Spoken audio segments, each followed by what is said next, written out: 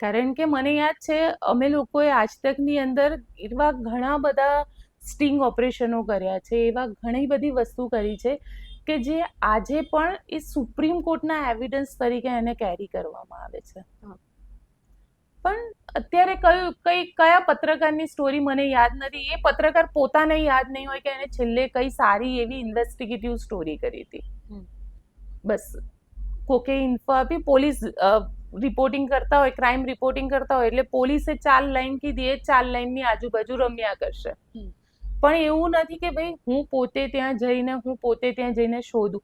પણ હા, એ વસ્તુ મને આજે પણ પ્રિન્ટના જર્નલિસ્ટમાં એ ભૂખ દેખાય. પ્રિન્ટવાળા એટલા માટે ભૂખ છે પ્રિન્ટ જર્નલિઝમમાં, કેમ કે એ લોકોને છાપું નેક્સ્ટ ડે મોર્નિંગ આવે છે. એ નેક્સ્ટ ડે મોર્નિંગ માટે કંઈક ફ્રેશ જોઈએ છે.